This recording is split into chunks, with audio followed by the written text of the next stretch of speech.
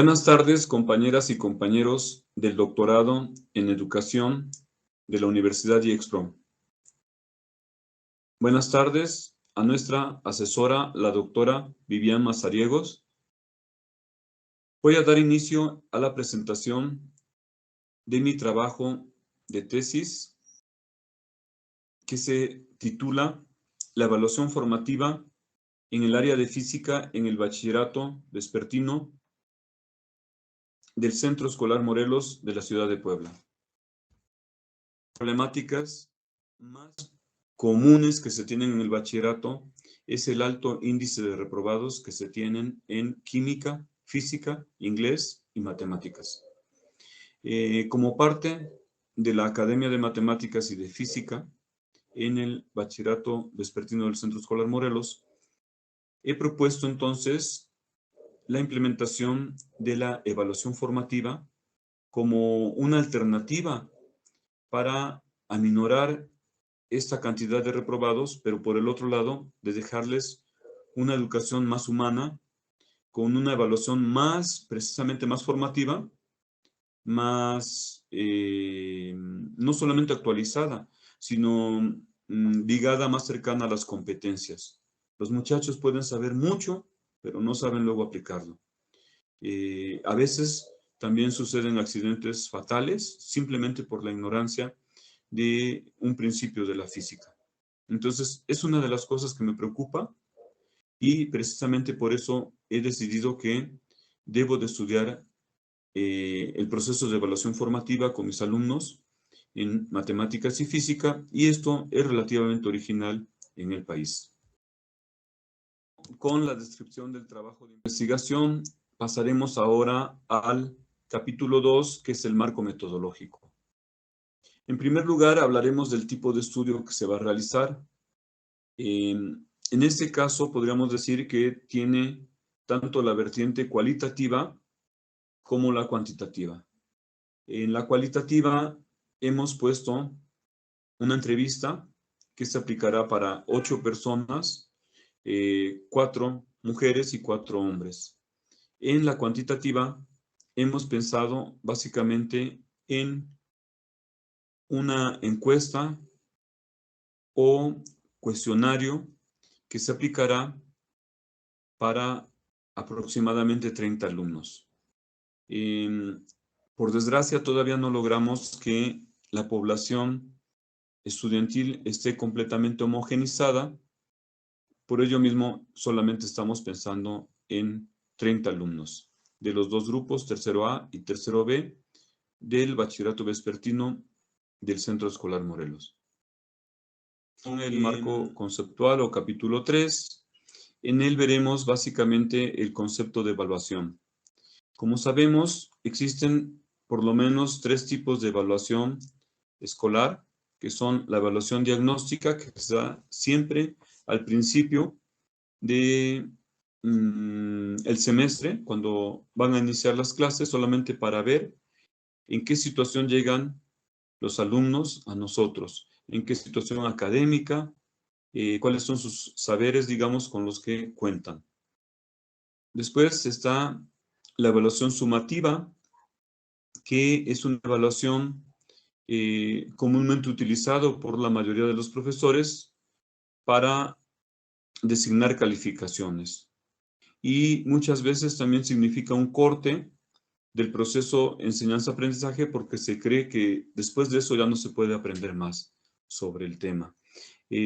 También juega un papel burocrático, administrativo, porque significa también quiénes han pasado al siguiente nivel y quiénes se van a quedar, o quiénes van a tener que presentar algún tipo de examen para ponerse al corriente. La propuesta de nosotros es a través de evaluación formativa. ¿Cuál sería ahora la diferencia con estas dos evaluaciones? Bueno, en primer lugar, la evaluación diagnóstica dijimos que no tiene un número, digamos, o no cuenta como tal para la evaluación sumativa. En segundo lugar, la evaluación sumativa sí tiene una cantidad o un número que designa, dijimos, si está aprobado o reprobado el alumno.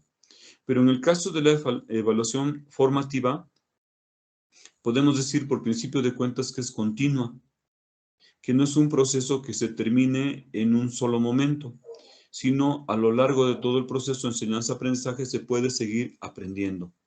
O también tenemos alumnos que no aprenden a la misma velocidad que otros. Eso es muy evidente y por lo tanto tenemos que apoyarlos a ellos para que retomen el material que posiblemente no pudieron trabajar, digamos, adecuadamente.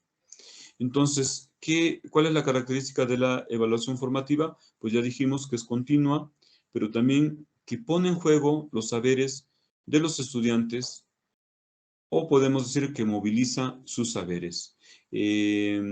Otros autores dicen que visibiliza sus logros, como Morissette, por ejemplo, de la Universidad de Quebec, nos da esta opinión. Y otros más dicen que aprende el alumno a reconocer sus fortalezas y debilidades, como Ajinovich de Argentina. Y en general podemos decir que la evaluación formativa mejora el proceso de aprendizaje, favorece la identificación de los objetos de estudio y es un proceso mucho más humano. Porque en última instancia todos sabemos que los alumnos que tenemos en las aulas no son homogéneos, son bastante heterogéneos en muchos aspectos, desde el punto de vista cultural, económico, social y hasta formativo. Entonces, todo ello va a influenciar este proceso. Para continuar con el capítulo 3 sobre el marco conceptual, abordaré algunas de las teorías que dieron forma y base a la evaluación formativa. Como hemos dicho antes, la evaluación formativa empieza precisamente con los conductistas como Scriven, Bloom, etc. Y posteriormente se le van incorporando otras metodologías también de tipo conductista. Por ejemplo, el feedback o retroalimentación. De manera que podemos hablar prácticamente de los inicios de esta evaluación. En segundo lugar, podemos hablar también del constructivismo, que a través de las teorías de Piaget nos plantea al ser humano como un ser que aprende de su medio y que en equipos también puede llegar a colaborar y hacer cosas formidables. Las teorías piagetanas dieron para mucho y se hicieron muchas ramas también de ellas. A mí en particular me gusta también leer al doctor en matemáticas y doctor en psicología, Simon Paper, y de hecho de él también retomé algunos conceptos e hice algunos trabajos de investigación que se publicaron en otros lugares. En tercer lugar, me gustaría mencionar también a el constructivismo social. Básicamente su exponente es Vygotsky y como ya he mencionado en otras partes del trabajo de tesis, la SEP desde 2019 lo ha puesto como un paradigma, digamos, a utilizar en las clases de física y de matemáticas, lo cual me parece completamente correcto, puesto que contempla al ser humano como un equipo, como un grupo. Quizás antes de Vygotsky la gente o los psicólogos plantearon en dónde está el lenguaje, en dónde está la mente, qué funciones tienen, y sin embargo lo veían de manera desestructurada, y solamente a través de las teorías de Vygotsky se pueden unificar en el lenguaje, en los conceptos más desarrollados como la zona de desarrollo próximo, etc.